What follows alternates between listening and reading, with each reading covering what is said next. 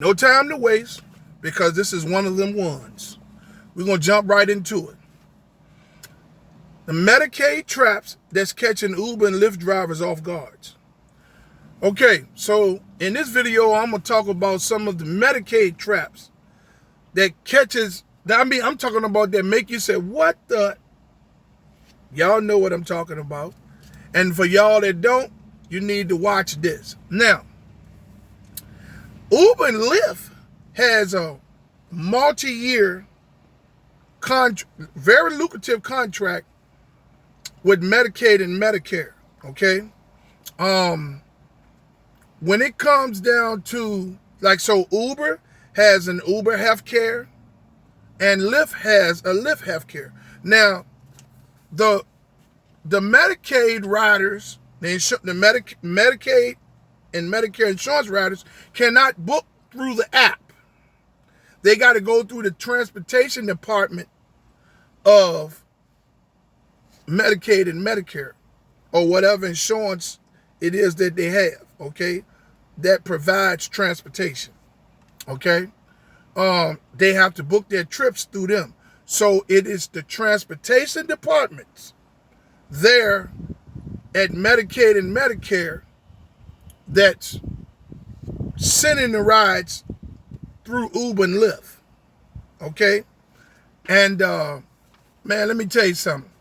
It's a pain, and those Medicaid and Medicare trips ain't nothing but a pain in the ass. Here's why. Okay, so one of the main traps that you're going to run into as an Uber and Lyft driver with Medicaid is passengers who need more assistance than Uber and Lyft drivers can provide or are trained to provide. Okay? Some medical transportation brokers improperly send passengers through Uber and Lyft who actually need wheelchair transportation, Lyft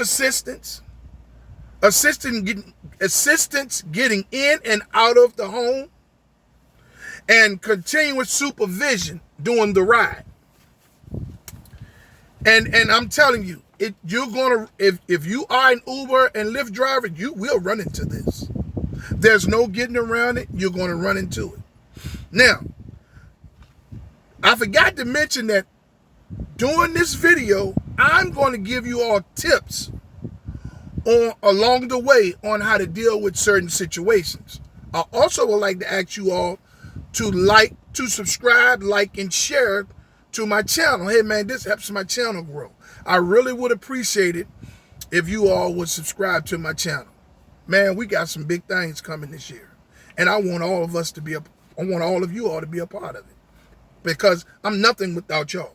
Now, when it comes down to this wheelchair transportation situation, let me tell you what you're going to run into. Okay, most people are going to have little small SUVs or cars. If you have a bigger SUV, okay, you might can accommodate the wheelchair depending on how big it is. But if a wheelchair rider has to be given a ride, if you sent to get a wheelchair rider, you're going to have to help them in the car or out of the car. You might even have to help them from the door of their home and to the doctor's office. That's challenging. Now, as Uber and Lyft drivers, you do not have medical malpractice insurance. You're not covered. You remember, people who are independent contractors. Number two, okay, if someone falls when you helping them, they're going to blame you. So those and I'm going to tell you something else. A lot of times, compact vehicles and small SUVs, those wheelchairs won't fit. So the riders would tell you, hey, just take that screw out of it or pull that pin out of it, and it'll fold down and you can put it in the back. Well, Uber and Lyft drivers do not do that. Because if you pull that pin out of there and it breaks, or if you twist that screw and it breaks, you're going to be blamed for it. So you tell them nice and politely, if they just happen to get in the car, right, on their own assistance, you tell them, you said, Well, I'll bring the wheelchair to you and you can unscrew it or you can pull the pin out of it. And then when we get to the destination, I will pull the wheelchair out and you can put the screw back in it or put the pin back in it. But I'm not going to do that because I'm not covered. If something, I want to cover myself just in case something happens. Plain and simple as that. Now, okay, if you just happen to have a car that the wheelchair or the mobility scooter will not fit in, then you have to tell them that you can't accommodate the trip. You're going to have to cancel the trip and they're going to have to call and request a vehicle that can accommodate them. Now, this is what they're going to do. The rider is going to get frustrated because, see, they're frustrated with Medicaid. So they're going to take that out on the driver, okay? They're going to be frustrated with you. They're going to say, well, they were supposed to send me an SUV, and I don't understand why they did. Now you're telling me you can't get me to my doctor's appointment. I missed multiple doctor's appointments. You're going to go, they're going to be complicated. What you tell them, you say, well, I have no control over anything that happens within the Medicaid transportation department. They send the trips to Lyft. Lyft and Medicaid are connected. I'm the driver, a driver in my own car on the Lyft platform. The only thing I can tell you to do, ma'am or sir, is to call the transportation number on the back of your car, your insurance card, and consult with them. As a driver, my hands are tied. There's nothing I can do. That's all you can do. And if you have a dash camera, make sure that it's running. Okay? Now, okay. Standards Uber and Lyft drivers generally are not trained or equipped to provide these services. Standard Uber and Lyft drivers genuinely are not trained or equipped to provide these types of services. If a passenger cannot safely enter and exit your vehicle on their own, you could face safety and illness and liability issues, as stated. Federal Medicaid rule distinguishes between different transportation needs and requires participating providers and drivers to meet applicable requirements. This is why I say these are Medicaid traps that Uber and Lyft are putting the drivers in. The only thing Uber Healthcare and Lyft Healthcare is concerned about is the money that they're going to make off that trip while they pay you cents per mile. They don't care that you are not insured. They don't care that you could be sued if you're helping someone and they just happen to fall or something of that nature. Okay? Now, another issue that you're going to face is these third-party rides. And this is where many Medicaid trips are ordered by hospitals, dialysis centers, insurance companies, and medical transportation brokers. This is an in-between person, just like Uber and Lyft, that some of the insurance companies send trips that needs to be fulfilled to, and then medical transportation broker sends them to Uber and Lyft. Throws the drivers under the bus. You got to remember, people, the driver is not being paid the way Uber and Lyft is being paid handsomely by Medicaid and Medicare. These secondary companies, brokers, and third party, everybody's getting paid the right amount of money but the drivers. But the drivers are the ones faced with all of the consequences, the challenges of dealing with Medicaid and Medicare riders. And there's no way you can get around getting these types of trips. You just have to know how to maneuver with them, work with the ones that you can work with, and do not force yourself to do anything that you are not capable of doing. It's my advice to not help anyone from the door to the car, in the car, out the car, to wherever it is they're going. Because they could fall, and the driver will be to blame. This is some major advice. Okay. Now, passengers that utilizes Medicaid and Medicare, they do not order the trips through Uber and Lyft. Okay, it comes through communication,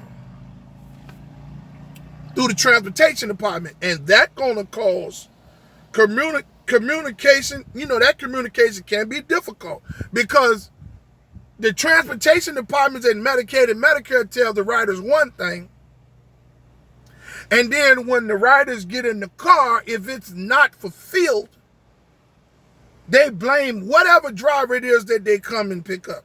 Now, there's transportation companies riding all around through the cities, on every city and state, with this type of transportation name on it, or this transportation name on it. They got wheelchair ramps in them. They're bigger vans, they're buses. They transport people with medical needs and wheelchairs and things to and from the doctors. They cannot provide, there can't not be enough of those vans running around. But they are getting paid handsomely.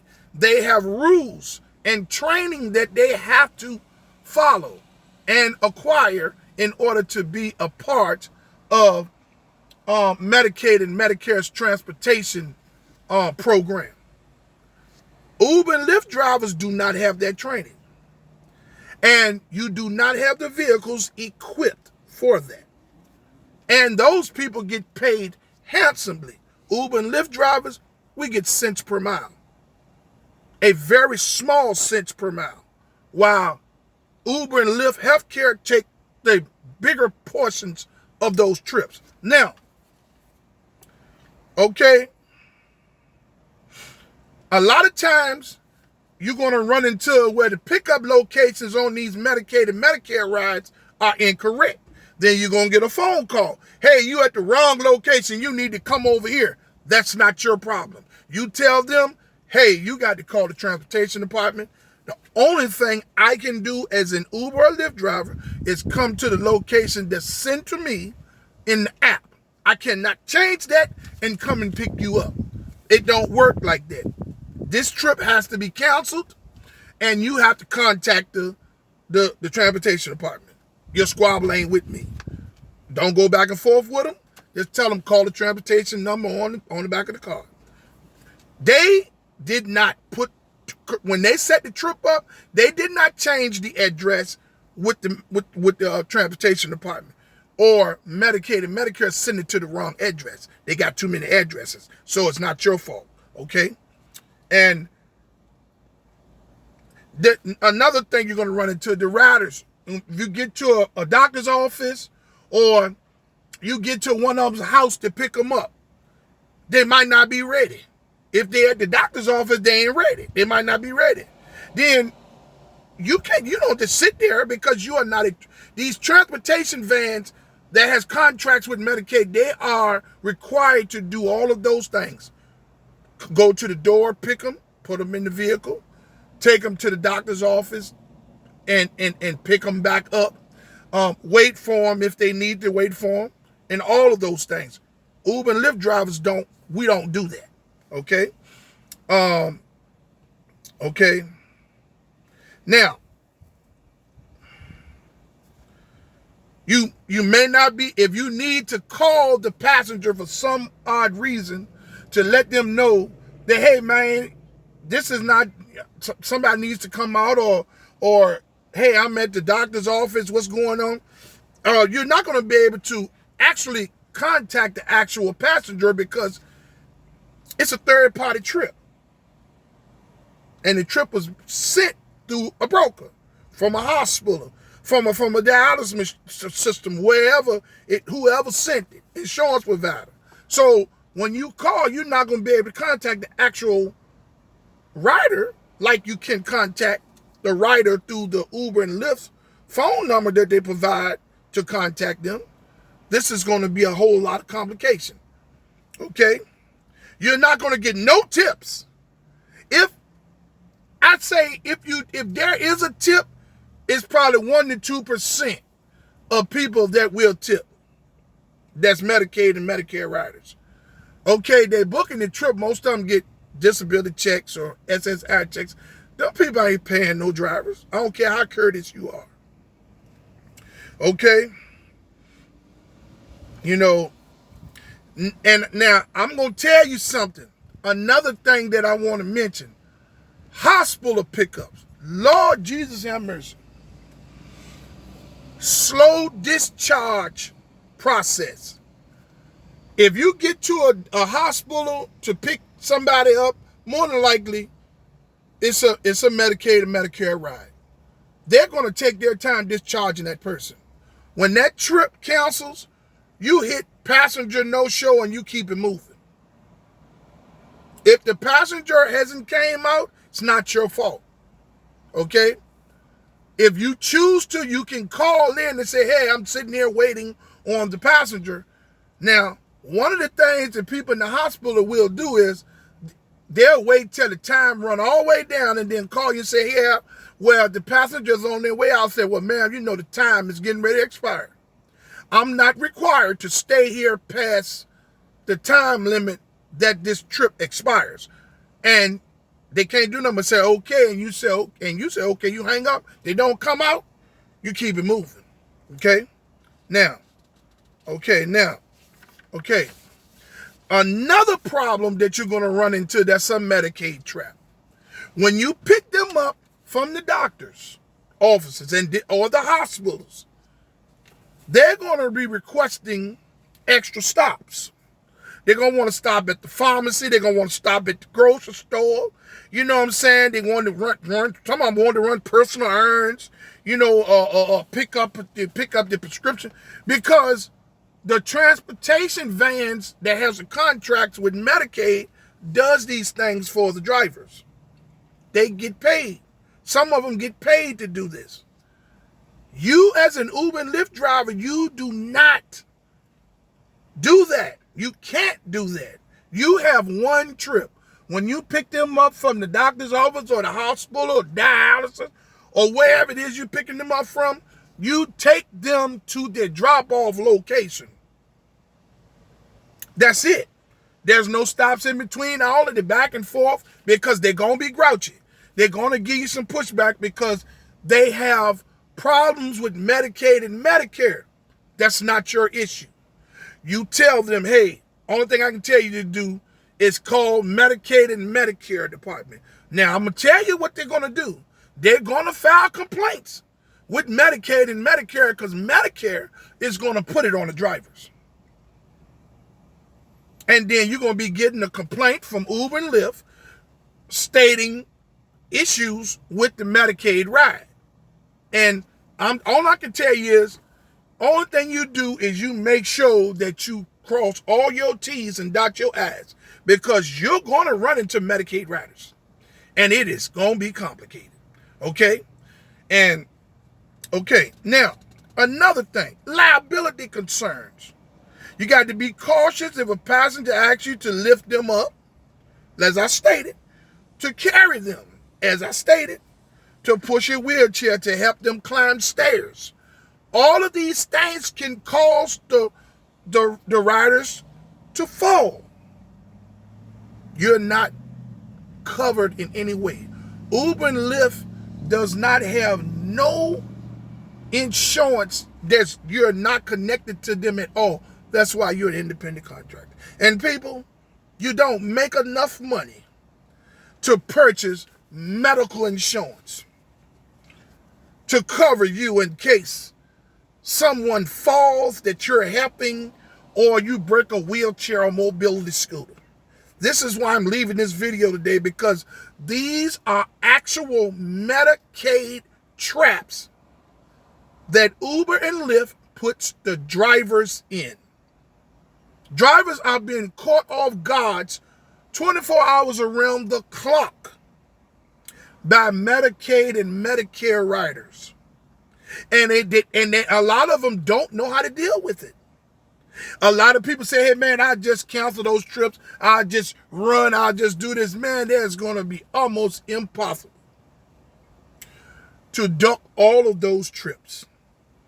It's going to be almost impossible because the way that they mask the trips. Now, I will say this. On Lyft, sometimes all of the letters are, the name of the name is in capital, is all caps. That's how you can tell on Lyft. On Uber, they change it. Sometimes Uber's names, you can tell it's a Medicaid, Medicare ride by the names. Or another thing you can tell in both trips, there's going to be a lot of instructions that the transportation departments is going to provide to Uber and Lyft.